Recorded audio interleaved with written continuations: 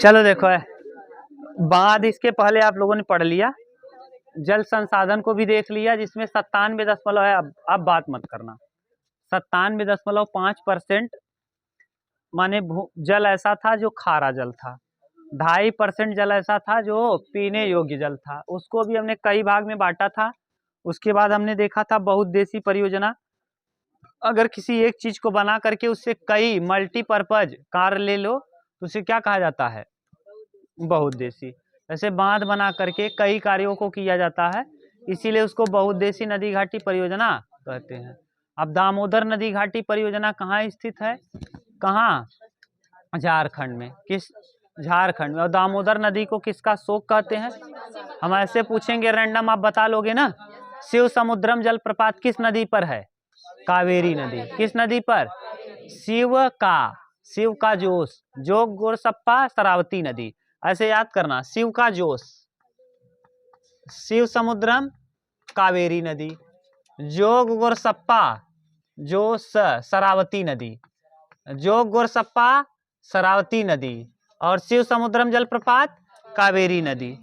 शिव समुद्रम कावेरी नदी, जोग गोरसप्पा शरावती। ये शरावती, स से शरावती। कौन नदी? शरावती नदी। और ये जोग गोरसप्पा, और यहाँ शिव समुद्रम जलप्रपात, और कहाँ? कावेरी नदी। ये पूछा गया प्रश्न है। शिव समुद्रम जलप्रपात कहाँ स्थित है? किस नदी पर स्थित है? कावेरी नदी पर। किस नदी पर? अब आप एक और बता दो इसके पहले। हाँ, दुलहस्ती, सलाल, बगलिहार, ये तीनों किस नदी पे? चेनाब। जम्मू थीन बांध पंजाब में। थीन बांध का नाम दूसरा रंजीत सागर बांध कहाँ है? रावी नदी पर ना। कहाँ? पंजाब में। किस राज्य में? पंजाब। एक टिहरी बांध उत्तराखंड, भारत का सबसे ऊंचा बांध, भागीरथी और भिलांगना के संगम पर। भागीरथी और भिलांगना के भारत का ही नहीं पूरे विश्व का सबसे बड़ा गुरुत्वीय बांध कौन है? भाखड़ा नांगल। भाखड़ा नांगल बांध। दामोदर नदी घाटी परियोजना किस नदी को देख के बनाया गया? टेनेसी नदी। किसके? अमेरिका के। टेनेसी नदी अमेरिका। उत्तर प्रदेश का एक बड़ा बांध है जो बहुत महत्वपूर्ण है ना, रिहंद बांध परियोजना, जिसका दूसरा नाम क्या है? गोविंद बल्लभ पंत, जो कि भारत के प्रथम उत्तर प्रदेश के प्रथम मुख्यमंत्री थे। ठीक। ये रानी लक्ष्मीबाई बांध कहाँ है? बेतवा नदी यूपी। बेतवा नदी यूपी। ठीक। माता टीला बांध बेतवा नदी यूपी। बेतवा नदी। फरक्का बैराज पश्चिम बंगाल। फरक्का बैराज पश्चिम बंगाल। यानी हमको लग रहा है अब आपको याद हो गया है। पेरियार इडुक्की परियोजना, पेरियार नदी केरला। इडुक्की परियोजना पेरियार नदी केरल। इडुक्की परियोजना पेरियार नदी और केरल। और हाँ, और एक आर्क डैम था, सबसे बड़ा आर्क डैम। एक और बताए थे, ये कौन सा नहर था? इंदिरा गांधी नहर। इंदिरा गांधी नहर कहाँ पर? राजस्थान। कहाँ पर? राजस्थान। ठीक। अब आज वाला टॉपिक है कृषि। अगला टॉपिक, अगला चैप्टर ही है कृषि। कृषि किस भाषा का शब्द है? कृषि लैटिन भाषा का शब्द है। किस भाषा का शब्द है? लैटिन। कृषि अंग्रेजी के 2 वर्डों से बना है, लैटिन के 2 वर्डों से, एग्री और कल्चर। एक का नाम क्या है? एग्री, और दूसरे का नाम है कल्चर। एग्री और कल्चर। एग्री का मतलब होता है खेत। एग्री का मतलब खेत, और कल्चर का मतलब खेती। कल्चर का मतलब खेती। यहीं से परिभाषा बनेगा। भूमि पर भूमि पर यानी खेत मतलब भूमि। खेत मतलब क्या? भूमि पर खेती करना क्या कहलाता है? कृषि। भूमि पर खेती करना कृषि कहलाता है। भूमि पर खेती करना कृषि कहलाता है ना। इसमें कई चीज आता है, मुर्गी पालन कर लो, ये भी कृषि के अंतर्गत आएगा ना। कृषि का कई प्रकार होगा, हम लोग उसको देखेंगे। पहले जो इम्पोर्टेंट क्वेश्चंस है हम उसको देख ले रहे हैं। जैसे पूछेगा कृषि किस भाषा का शब्द है? लैटिन भाषा। कृषि किस भाषा का शब्द है? लैटिन भाषा का शब्द है। किन 2 शब्दों से बना है? एग्री और कल्चर। एग्री का अर्थ होता है खेत, और कल्चर का अर्थ होता है खेती। यानी खेत मतलब भूमि। भूमि पर खेती करना कृषि कहलाता है। भूमि पर चाहे जो करो आप, जैसे मुर्गी ही पालन करो, तो भी एक आ जाएगा कृषि के अंतर्गत। ठीक, कुक्कुट पालन, कुक्कुट माने मुर्गी को, मुर्गा को क्या कहते हैं, कुक्कुट पालन। तो कृषि पर हमारे देश की जनसंख्या, भारत लगभग 2/3 जनसंख्या, 2/3 जनसंख्या, 66%, लगभग 66%, 2/3 मतलब इंटू 100 कर दो, परसेंटेज में निकल आएगा, 2/3 इंटू 100 ना। अब यहाँ 33 सही 1/3 होता है, 1/3% का, 3 से भाग देना, तो 66 सही 2/3%, 66.5 सही 2/3%। इतने परसेंट लोग किस पे आधारित हैं, कृषि पर। इतने प्रतिशत लोग भारत में कृषि पर ही आधारित हैं। समझ गए, भारत की जनसंख्या का 2/3 लोग किस पे आधारित हैं, कृषि पे। अभी अब आप लोग पढ़ेंगे जीवन निर्वाह कृषि। कृषि में बहुत दिक्कत इसलिए है क्योंकि बहुत सारे लोग, जैसे एक लोग की जरूरत है कृषि में, लेकिन 5 लोग लगे हैं ना, एक ही आदमी वो काम कर सकता है, ट्रैक्टरिस्ट जोतवाई के एक ही आदमी कर सकता है, लेकिन उसी पे कई आदमी लगे हुए हैं, इसीलिए बेरोजगारी धीरे धीरे क्या हो रही है हम लोगों के यहाँ। दूसरी बात, जोतों का आकार छोटा होना। जो पंजाब हरियाणा में चले जाओगे तो जो कृषि करने वाले लोग हैं ना, उनके पास बहुत, वो लोग ये बड़े बड़े जो सपने में हम लोग सोचते हैं, जिन गाड़ियों को आप यहाँ के लोग, यूपी के लोग, वहाँ द्वार पे खड़ी रहेगी। समझ गए क्यों, क्योंकि वे लोग बड़े जोत पे खेती करते हैं। हम लोगों के यहाँ छोटा जोत है। छोटा जोत का मतलब समझ रहे हो, केहू 5 बिस्सा, केहू 3 बिस्सा, ट्रैक्टर ही ना घूमता, वही मार करते हैं, फरसा लग मारे उधरी आई गने गने ना, डांड काट ले हैं, डांड पत्थर कह देते हैं, मनई छटक के गिर जाए, छटक गिर जाए वाला पूरी मिले ना, ये काम है। क्या करोगे, कुछ ये दुनिया है ना, एक से एक आदमी है यहाँ। तो ये डांडे में सबसे ज्यादा पैदा होता है, डांड ही काटेंगे, पूरा खेते में ना हो जितना डांडे में हो जाए वही काट के, और उसी के चक्कर में कितना मार होता है, हर साल कितने लोग मर जाते हैं डांड के चक्कर में ना। रच रच काटत काटत वहाँ कहती 100 काटे, यहाँ कहती पत्थर खोई जाते, ऐसा लगा तो डांड ना मेड़ है वही ना। क्या करोगे, तो डांड मतलब बड़वार, मेड़ मतलब पतील का मतलब ऊपर लड़कियां चले ना, लड़कियों ने चल पाए मेड़े पे ना। ये है कृषि। अभी भी हम लोग देखेंगे कृषि के प्रकार, तो कितने लोग आधारित हैं कृषि में भारत के, 2/3 कितने। यह भारत के राष्ट्रीय आय में, कृषि जो है भारत के राष्ट्रीय आय में लगभग 14 से 20% भूमिका निभाता है। माने भारत का जो राष्ट्रीय इनकम है, भारत के राष्ट्रीय आय में अगर गणना करोगे तो कृषि का योगदान कितना है, 14 से 20% लगभग ना। कृषि का राष्ट्रीय आय में कितना, राष्ट्रीय आय में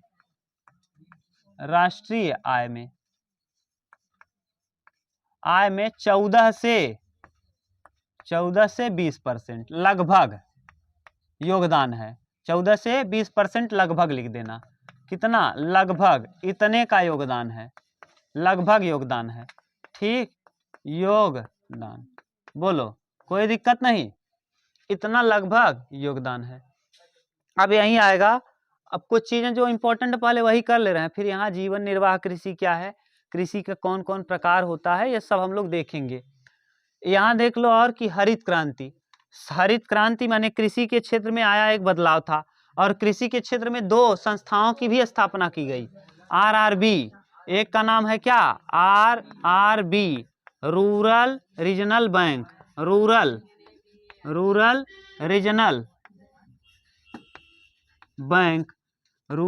रीजनल बैंक। ये कृषि के क्षेत्र में 2 संस्था का स्थापना किया गया। पहला संस्था का नाम क्या है, RRB, और दूसरी संस्था का नाम नाबार्ड लिख लो, नाबार्ड,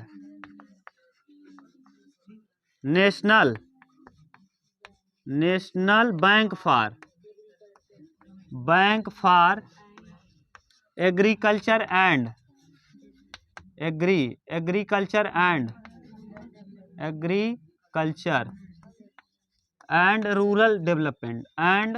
रूरल डेवलपमेंट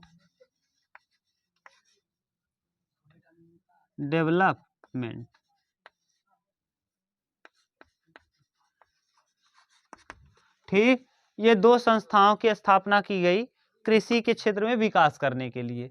ठीक, बाद में हरित क्रांति आया, क्या, हरित, तो हरित क्रांति की शुरुआत किया था किसने? स्वामीनाथन।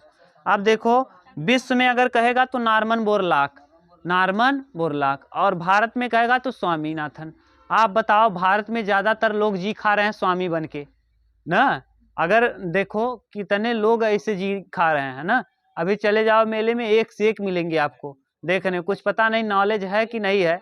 कुछ लोग हाँ बाबा 1008, सब 1008 हैं, भले कभी कुछ न किए हो ना। मान लो जिसके अंदर नॉलेज है वो अलग की बात है।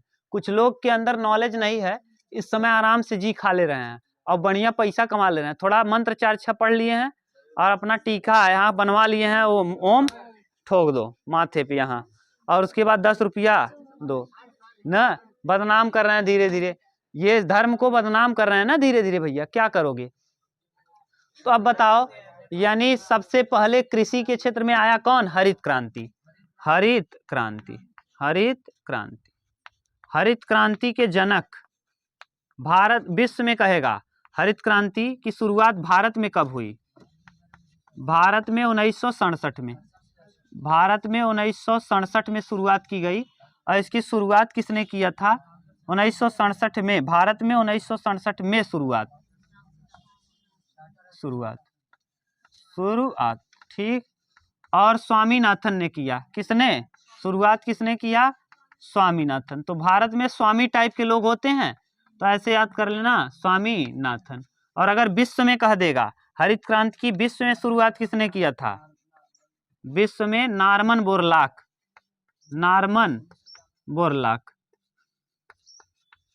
ठीक, नॉर्मन बोरलॉग।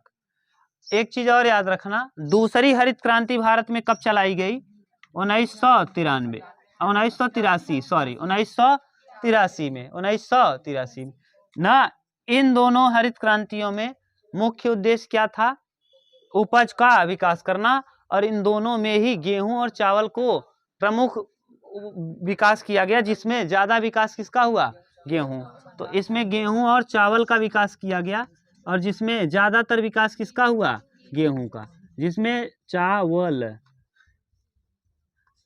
जिसमें ज्यादा किसका विकास हुआ? गेहूं का। सबसे ज्यादा गेहूं का। ठीक, यहां से जितना प्रश्न पूछेगा आप बता सकते हो।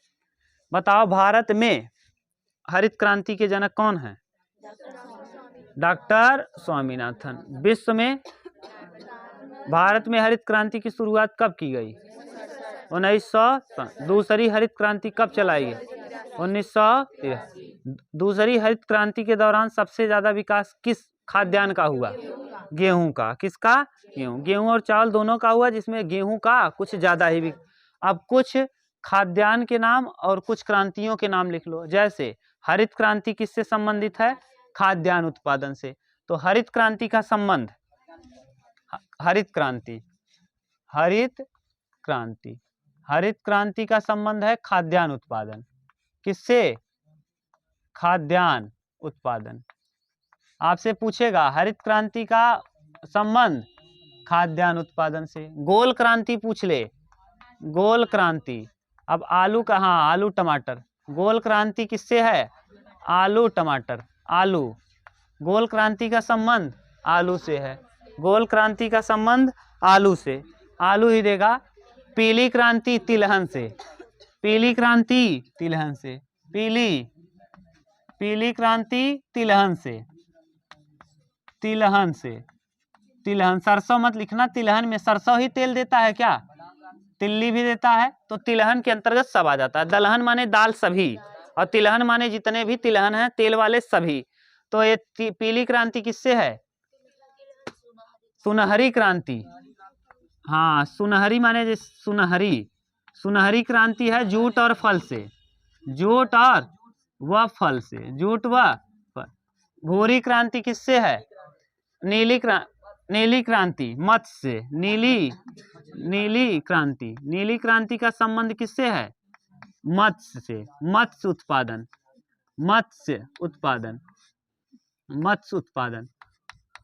और भूरी क्रांति किससे संबंधित है?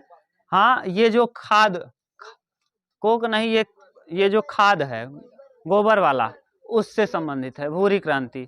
ठीक, अगर कह दे हाँ श्वेत क्रांति, श्वेत क्रांति, श्वेत क्रांति का संबंध दूध उत्पादन। श्वेत क्रांति किससे है? दूध उत्पादन से, दूध उत्पादन। श्वेत क्रांति के जनक पूछता है वर्गीज कुरियन। श्वेत क्रांति के जनक कौन है? वर्गीज कुरियन पूछेगा। श्वेत क्रांति के जनक वर्गीज कुरियन, कुरियन, वर्गीज कुरियन। ठीक, श्वेत क्रांति के जनक वर्गीज कुरियन। ठीक, अब आप देख लो और देखो, श्वेत क्रांति हो गया, पीली क्रांति हो गया, नीली क्रांति हो गया, भूरी क्रांति न, सुनहरी क्रांति। रजत क्रांति लिख लो, अंडा उत्पादन। रजत क्रांति, रजत क्रांति, रजत क्रांति का संबंध अंडा उत्पादन, अंडा उत्पादन। ठीक, अंडा उत्पादन ना। हाँ, गुलाबी क्रांति झींगा उत्पादन से है। झींगा जो झींगा नहीं होता, गुलाबी क्रांति का संबंध झींगा उत्पादन से। गुलाबी क्रांति झींगा। ये देखो कुक्कुट तो नहीं दिया है, रजत क्रांति अंडा उत्पादन दिया है ना। हाँ ठीक, गुलाबी क्रांति झींगा उत्पादन, गुलाबी क्रांति झींगा उत्पादन। ठीक, झींगा एक खाया जाता है, हमको नहीं पता, उधर क्षेत्र में मिलता है जब जाओगे। झींगा, झींगा मछली, झींगा ना, वो शायद बहुत तेज खाते हैं वो लोग ना। सुनहरा लिख दिए ना, सुनहरी क्रांति जूट और फल से, हरित क्रांति खाद्यान्न से, गोल क्रांति आलू से, पीली क्रांति तिलहन से, नीली क्रांति मछली से, नीली क्रांति मछली से। हरा सोना किसको कहते हैं? वनस्पतियों को हरा सोना, वन को हरा सोना के नाम से जाना जाता है। ठीक, अब बताओ इसमें श्वेत क्रांति, श्वेत क्रांति, श्वेत क्रांति के जनक वर्गीज कुरियन। श्वेत क्रांति के जनक वर्गीज कुरियन। बोलो कहीं दिक्कत हो तो। ठीक, खूब अच्छे से कर पाओगे। अब हम लोग देखते हैं कि किस जगह पे कौन सी खेती की जाती है। जैसे केसर के लिए जम्मू कश्मीर, केसर के लिए जम्मू कश्मीर, कपास के लिए महाराष्ट्र, कपास के लिए महाराष्ट्र और गुजरात, चाय के लिए असम, चाय के लिए अगर दक्षिण भारत में पूछ लेगा तो तमिलनाडु, चाय के लिए दक्षिण भारत में कौन? तमिलनाडु। चावल उत्पादन के लिए पश्चिम बंगाल, चावल उत्पादन पश्चिम, चावल का कटोरा पश्चिम बंगाल, धान का कटोरा छत्तीसगढ़, धान का कटोरा, चावल का कटोरा पश्चिम बंगाल, धान का कटोरा छत्तीसगढ़, धान का कटोरा छत्तीसगढ़, चावल का कटोरा पश्चिम। समझ गए? ये पूछेगा। गेहूं उत्पादन में उत्तर प्रदेश तो ये है, पंजाब भी है, उत्तर प्रदेश, पंजाब, हरियाणा, ये सब। गन्ने उत्पादन में उत्तर प्रदेश, गन्ना उत्पादन उत्तर प्रदेश। सब्जी के उत्पादन में मध्य प्रदेश और महाराष्ट्र, सब्जी के उत्पादन में मध्य प्रदेश और ये डाटा बदलता रहता है, डाटा बदलता रहता है, फिक्स नहीं। मोटे अनाजों के उत्पादन में राजस्थान, हरियाणा, ये सब क्षेत्रों में मोटे अनाज जैसे ज्वार, बाजरा, मक्का, इन सब के है ना। अब मसाले उत्पादन में केरल, मसाला उत्पादन में केरल, और काफी उत्पादन में कुर्ग कर्नाटक का ना, कर्नाटक के कुर्ग, आपके यहाँ चैप्टर है शायद इंग्लिश में, कुर्ग कर्नाटक में है ना, काफी के उत्पादन के लिए। कुर्ग काफी उत्पादन कर्नाटक, कुर्ग काफी उत्पादन कर्नाटक। क्लियर? अभी हम लिखा देंगे एक एक के विषय में खूब अच्छे से। अब थोड़ा बहुत तो जानकारी हो गई होगी, बेसिक स्ट्रक्चर तैयार हो गया होगा। जैसे चाय असम, चाय असम, पश्चिम बंगाल में भी होता है चाय, जलपाईगुड़ी और सिल्लीगुड़ी है ना, वहाँ भी होता है। और अगर पूछ ले दक्षिण भारत में चाय कहाँ होता है? तमिलनाडु, दक्षिण भारत में तमिलनाडु, दक्षिण भारत में। गन्ने के उत्पादन में यूपी, गन्ना उत्पादन यूपी, गन्ना उत्पादन। आम के उत्पादन में महाराष्ट्र, आम के उत्पादन में अमरूद उत्पादन में प्रयागराज, अमरूद के उत्पादन में प्रयागराज ना। ये यूपी वाला मैं पढ़ोगे तब समझ में आएगा ना। ठीक, क्लियर हो जाएगा।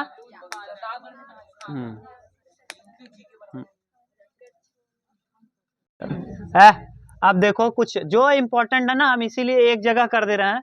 जैसे अगर इसी वीडियो को आप देख के जाओ ना, काम बन जाए ना, इसीलिए बोल दिए। जैसे आपको अगर आप कोई पूछ लेगा इसी वीडियो में, इसीलिए बोल दिए, अलग से कराएंगे ही। जैसे चाय के लिए अगर पूछ ले तो कहाँ बताओगे? असम। अगर जूट जूट कह दे या चावल कह दे तब कहाँ लगा दोगे? पश्चिम बंगाल में लगा दोगे। गन्ना कह दे तो यूपी ना, उत्तर प्रदेश। अगर पूछ ले दक्षिण भारत में चाय कहाँ होता है तब तमिलनाडु में। अगर पूछ ले माने काफी के लिए प्रसिद्ध है कर्नाटक, मसालों के लिए केरल। ठीक, तो भारत में बोई जाने वाले फसलों के प्रकार, भारत में बोई जाने वाली फसलें 3 प्रकार की हैं। हम लोग 3 प्रकार की फसलों को बोते हैं ना। फसलों के प्रकार, ऋतुओं के अनुसार, फसलों के प्रकार, फसलों के प्रकार। अब देखो ध्यान से सुनना, भारत में बोई जाने वाले फसलों के प्रकार किसके अनुसार? ऋतुओं के, माने मौसम के अनुसार, ऋतु के अनुसार 3 प्रकार की। जैसे बारिश के समय में धान बोएंगे, धान को किसकी ज्यादा जरूरत होती है? पानी की। तो हम लोग किसकी ज्यादा बुआई करेंगे? धान की। देखो ये 3 प्रकार की फसलें होंगी। ये तो गांव के लड़के खूब अच्छे से रटना भी नहीं है, जो गांव के नहीं हैं, जो शहर के हैं, जो बड़े कस्बों में रहते हैं, उनके लिए प्रॉब्लम है।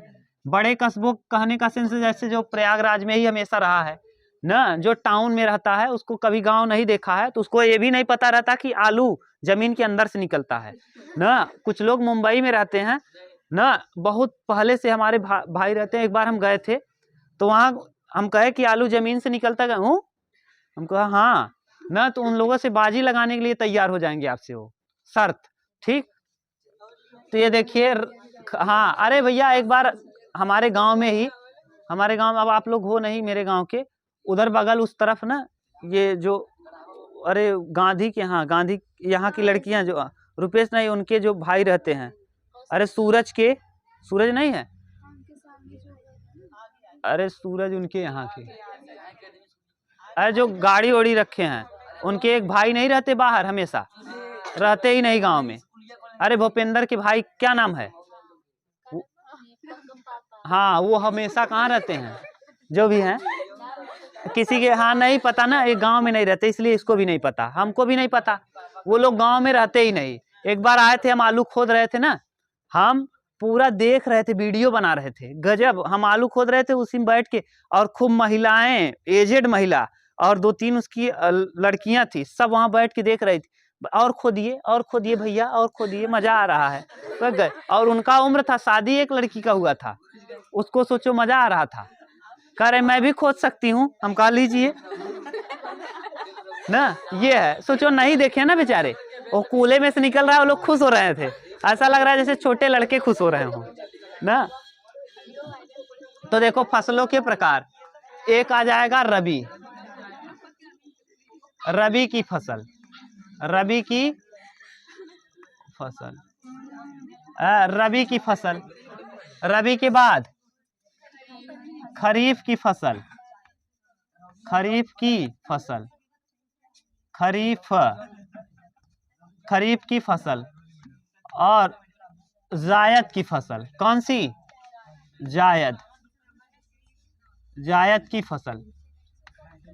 अब ध्यान से सुनना, पहले इधर देखो है, गांव के लड़कों को हम इसलिए कहे क्योंकि जरूरत नहीं है।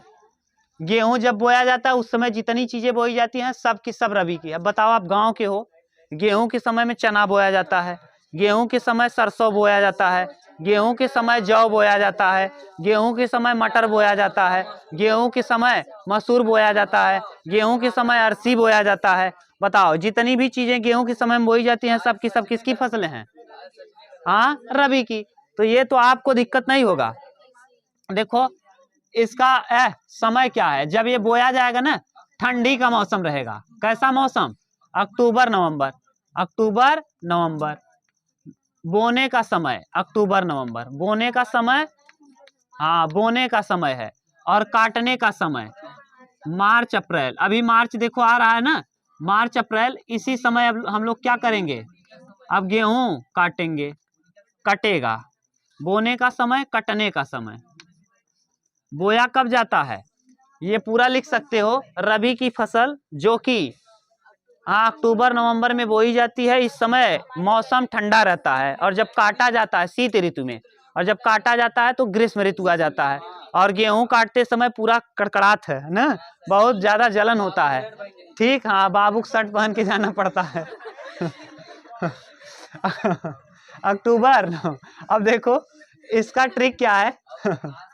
आज सच में गरम है, आज सच में गरम है, सच में गरम है। अ से हो जाएगा आलू, अ से आलू, ज से जौ, ज से जौ, स से सरसों, सरसों, च से चना, म से मटर, म से मटर भी, म से मसूर भी, मसूर। और यहाँ ग से गेहूं, ग से गेहूं मेन है जिसको भूल रहे हो। हाँ, र से राई, अरसी, राई, अरसी, अरसी आप समझते होंगे, राई नहीं समझते होंगे। अरसी इसका से ठौरा बनता है ना, वही। और म से मटर, म से मटर, यहाँ म से मटर लिख तो दिए है ना, है। ह से कुछ नहीं। हाँ अरे ठीक है, यहाँ एक जगह मटर लिख दो, एक जगह मसूर लिख दो, बस। ग से गेहूं, ग से गेहूं, आज सच में गरम। अब बताओ ट्रिक बताओ, रबी की फसलों का ट्रिक। आज सच में गरम है, आज सच में बोया कब जाएगा? अक्टूबर नवंबर में, काटा जाएगा मार्च अप्रैल में। आज सच में गरम है, आलू, जौ, सरसों, चना, मटर, गेहूं, राई, अरसी, राई या अरसी, आज सच में गरम है। ये शीत ऋतु में बोया जाता है और ग्रीष्म ऋतु में काटा जाता है, ग्रीष्म ऋतु में काटा। बता लोगे? अगला आ जाएगा खरीफ की फसल। अब खरीफ की फसल का ट्रिक क्या है? ये खरीफ की फसल जो है कब कब बोया जाएगा, ये देखो, जून जुलाई में, जब बारिश का मौसम स्टार्ट होगा, जैसे धान है, धान वाले समय में, तो जून जुलाई में बोया जाएगा, जून जुलाई। और जून जुलाई में बोएंगे और इसको बोआई होगा, बोआई, बोया जाएगा। बोने का समय इसका क्या है? जून जुलाई, ठीक। और इसको काटोगे कब? इसी के खेत में ये बोया जाता है गेहूं ना। खरीफ की फसल जब कटती है तो रबी की फसल बोई जाती है। तो यानी क्या, धान को काटते हो और उसके बाद क्या बोते हो? गेहूं। तो यानी जून जुलाई में बोएंगे, अक्टूबर नवंबर में, अक्टूबर नवंबर ऐसे लिख दे रहे हैं, अक्टूबर नवंबर। और इसका देखो, ये काटने का समय है, काटने का ना। इसका ट्रिक क्या है? आज सच में, अच्छा आज तो लिख दिए। अबे अरे गदहा जमत बा, अरे अरे गदहा, गदहा, अरे गदहा, अरे अ से लिखना अरे, ग से गदहा, गदहा जमत बा, जमत बा, अरे गदहा जमत बा। अ से क्या लिखोगे? आलू, अरहर, अ से अरहर, रहर वाला समय, रहर वाला इसी समय बोया जाता है। आलू तो गेहूं के समय बोया जाता है। अ से अरहर, र से नहीं, अरे तो पूरा, अरे से कंप्लीट है, अरे से अरहर, अरे से अरहर न। ग से गन्ना, ग से गन्ना, द से गधा, अरे गधा, गधा नहीं गधा, ध से धान, ध से धान, ज से ज्वार, ज से ज्वार, म से मक्का, म से मक्का, म से मूंगफली भी, मूंगफली। और त से तिल, ब से बाजरा, बाजरा। गेहूं वहां जाएगा, गेहूं, कंफ्यूज मत होना। अब बताओ खरीफ की फसल का ट्रिक, खरीफ की फसल का ट्रिक। अरे गदहा जमत बा, अरे गदहा जमत बा, इसका ट्रिक है खरीफ की फसल का। जून जुलाई में बोया जाता है, अक्टूबर नवंबर में काटा जाता है। अरे से अरहर, ग से गन्ना, धा से धान, ज से ज्वार, म से मक्का या मूंगफली, त से तिल और बा से बाजरा। बता लोगे? अरे गदहा जमत बा। अब देखो जायद की फसल, कौन सी फसल? इसे नगदी फसल कहते हैं, नगदी, नगदी फसल। ऐसी फसलें जिसको यहाँ जो इस उद्देश्य से बोई जाती हैं कि उसको बेच करके हम क्या करेंगे, पैसा। तो ऐसी फसलों को क्या कहा जाता है, नगदी फसलें। जैसे मसाले हैं, तो मसाला किसके अंतर्गत आता है, नगदी। फल फ्रूट नगदी फसल है ना, सब्जियां नगदी फसल हैं ना, कुछ जो खाने के लिए बोते हैं वो अलग की चीज है। अब इसमें देखो ये मार्च अप्रैल में बोया जाएगा, कब, मार्च अप्रैल। देखो ये बहुत ज्यादा समय के लिए नहीं है, मार्च अप्रैल में बोएंगे, जून जुलाई में काट लेंगे, जून जुलाई। जैसे खीरा, ककड़ी, तरबूज, खरबूज, ये सब देखो इसमें ना पानी वाले चीज मटेरियल आता है, जिसमें पानी की मात्रा ज्यादा हो।